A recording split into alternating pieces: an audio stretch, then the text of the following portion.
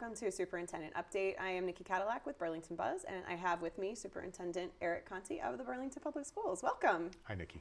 How you doing? I'm excited. It's the start of another year, Yeah, we're starting a new school year now, and it's been a summer full of activity and opportunity, and we have a new student body that's entering with us this year.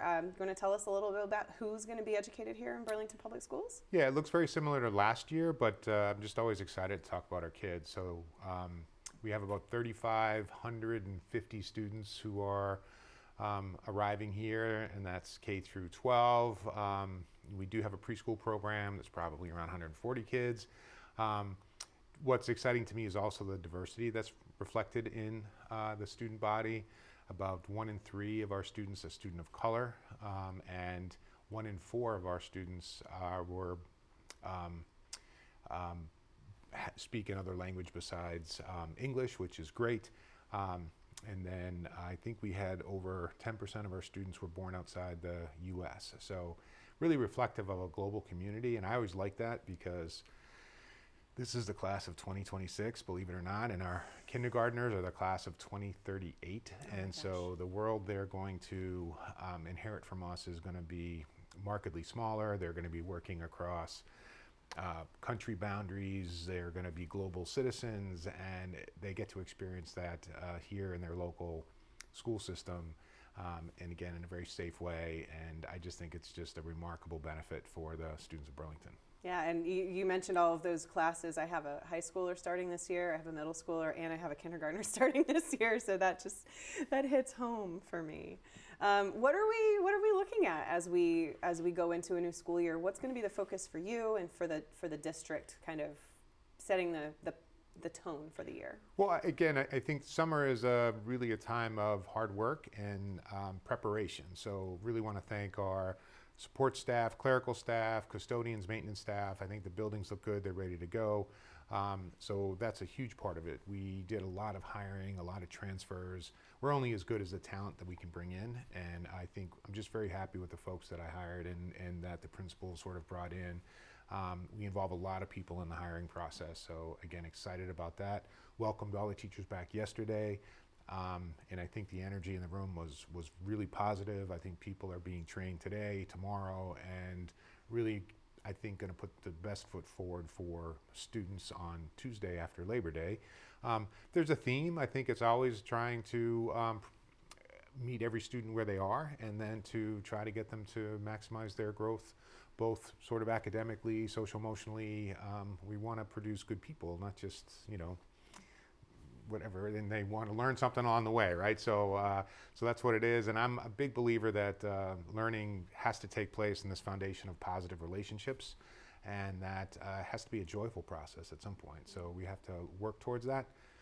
One other statistic that I think, because I'm always hit by statistics, and people tend to use the ones that support a perspective that they have, but one that I sort of use is, I think we've brought back 4 or 5 Burlington graduates who wanted to come back, enter into the teaching profession, and do that teaching here in Burlington. And that speaks to me. I would put the number of Burlington graduates who are back in the school district as professionals.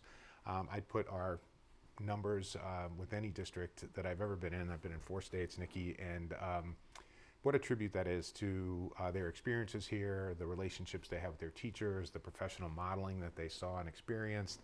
That just always is such a tribute to the staff here in Burlington. That's wonderful. So thinking about the training that staff is doing this week, I know we have a new literacy curriculum and we have some math curriculum changes. Can you speak a little bit to both of those? Yeah. So. Elementary literacy is probably our primary goal in elementary school. We need to teach students to read so they can access sort of the rest of what we're doing. Kind of makes common sense. And science of reading, like everything else, evolves over time. We had all the different components of it, but I think we're putting together, we've adopted a program that sort of packages all the components in one place. I think the teachers were attracted to it, not because it's new, because like I said, we were doing phonics before in a foundations program. Now we're doing phonics in a CKLA program. There's really not that much difference in phonics. The important thing is that you do it, but I think teacher planning will be a little bit, they have to learn the new curriculum, which is a lot of planning, but I think everything will be in one place for them, so it might help some of their planning, because the student body is getting more diverse, as we discussed, and so as that body becomes more diverse, the teaching of multiple learners, multiple ways is very complex, as you know. I do. I've been there. We call it differentiation in the classroom, right? And so meeting every student where they are, and it's not an easy task. No. My question was about, I was just going to say one of the things that I really liked, the kind of a concept that I remember from when I was in the classroom is we have this transition in elementary school from learning to read, and then it goes into reading to learn. And that kind of goes on what you were talking about. Like, students need to be able to access all of the information in third, fourth, fifth grade and up. And the way they do that is getting that fundamental foundational literacy instruction in their younger grades.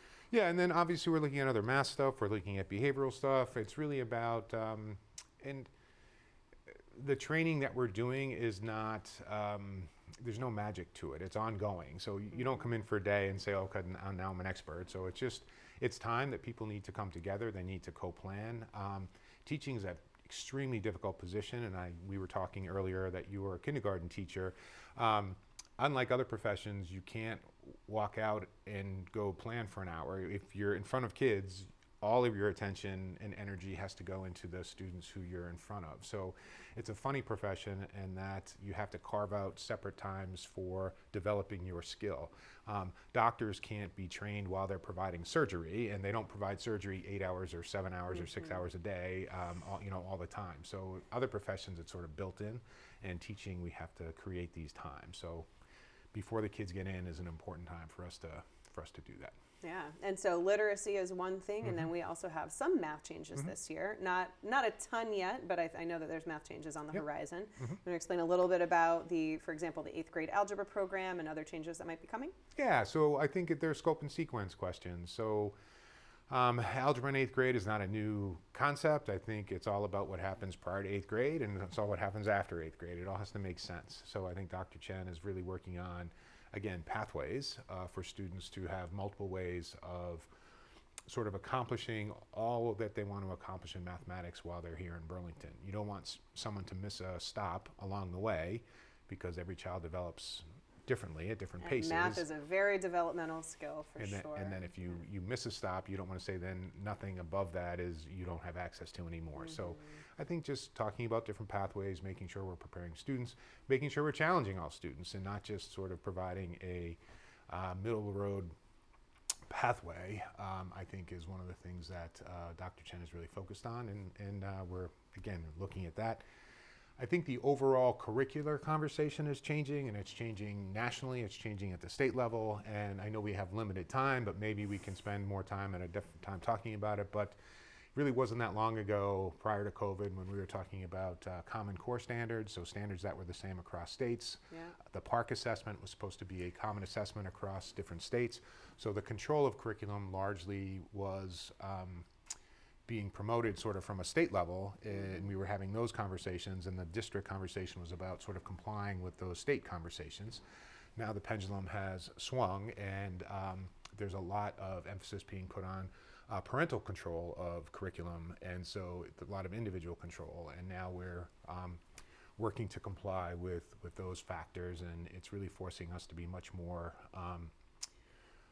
transparent and much more public about what it is we're doing. So it's not a state standard necessarily, but it's sort of, what do I expect my kid to learn in this school at this time, on this week, in this unit, and then and giving parents more control over that. So it's changing what we've done, again, for the last 25 years, which is fine. Again, we're all used to change, but I think that curriculum pendulum is clearly swinging. Yeah, and it sounds like a change that is not going to be overnight, but that is going to be necessary if the district is going to be able to comply with, for example, curriculum opt-out policies. Yep. Right. So, and we can't just say it's a state expectation and this is what our expectation is, and again, whatever. So I think it's just a change. We're going to respond to that change, and we'll be ready to go. Great. And so speaking of policies, I know that there's a new survey policy that's been put in place. There was a lot of conversation towards the end of last year and over the summer about the youth risk behavior survey. That's been hashed and rehashed, and we're not going to rehash it. But I know that there were some policy updates discussed at school committee this week. They haven't been voted on, last week on the 19th of August. Haven't been voted on yet, but do you want to give us like a quick rundown of what changes to expect? Well, I think the changes to expect is all of our surveys need to be available a certain number of days ahead of being administered.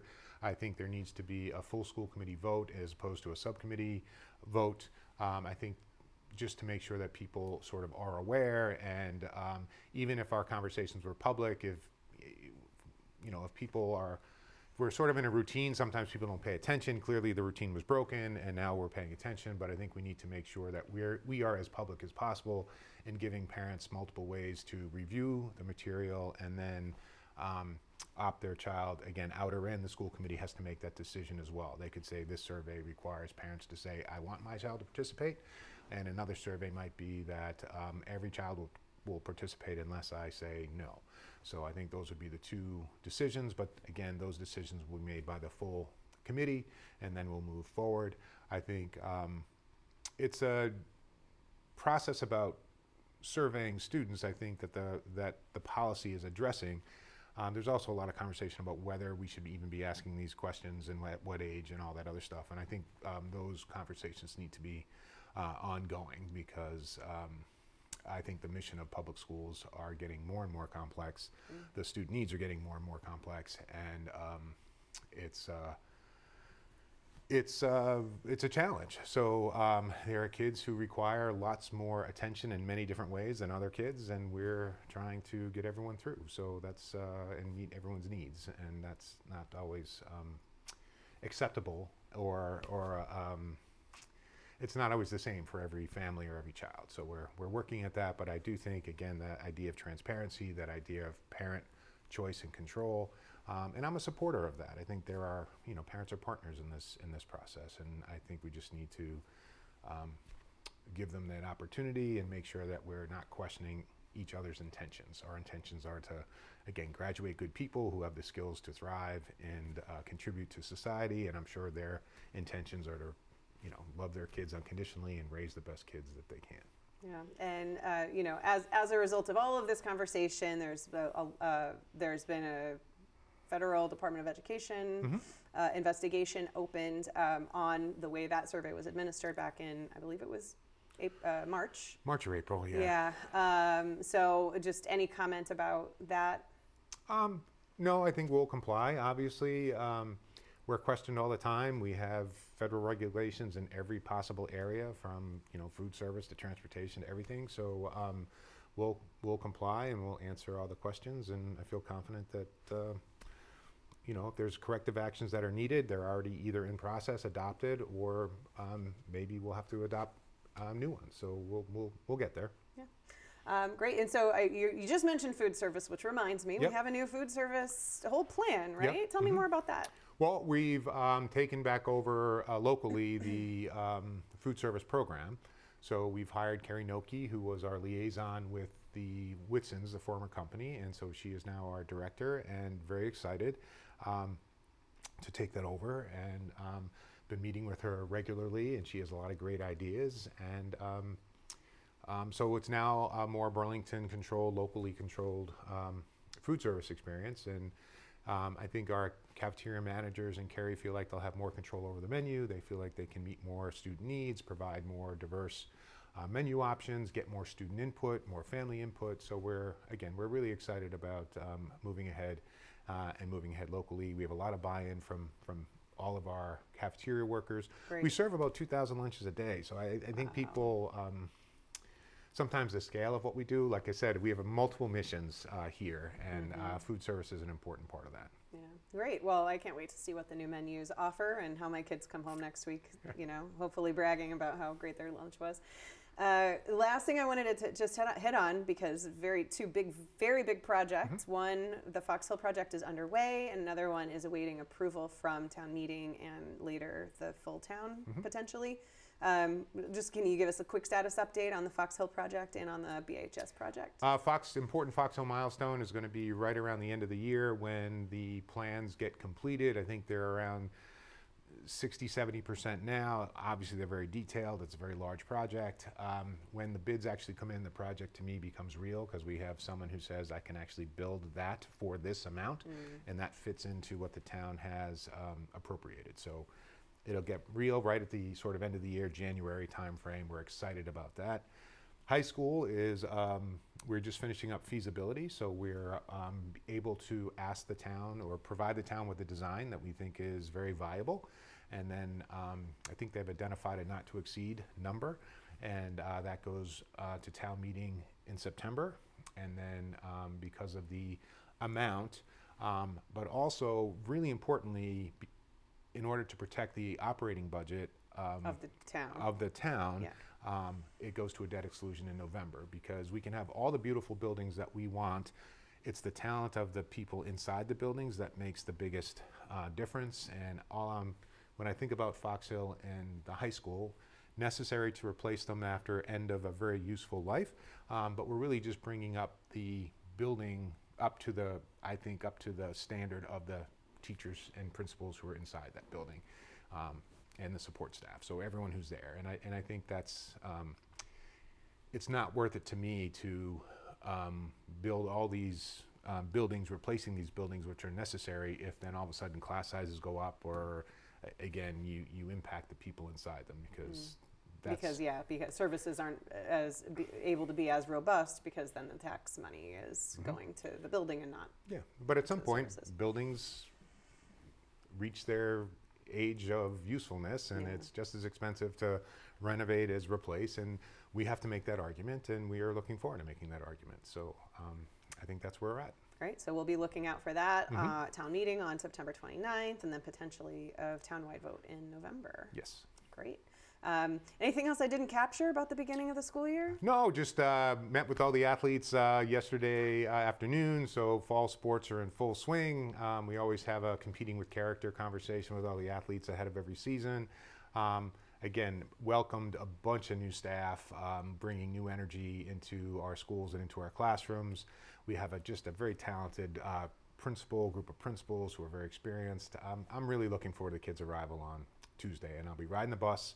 I do the first day every day, so looking forward to riding the bus, and it takes all the sort of adult attention and adult issues, and they sort of immediately there's just a real focus on children of Burlington starting on Tuesday, which is very exciting.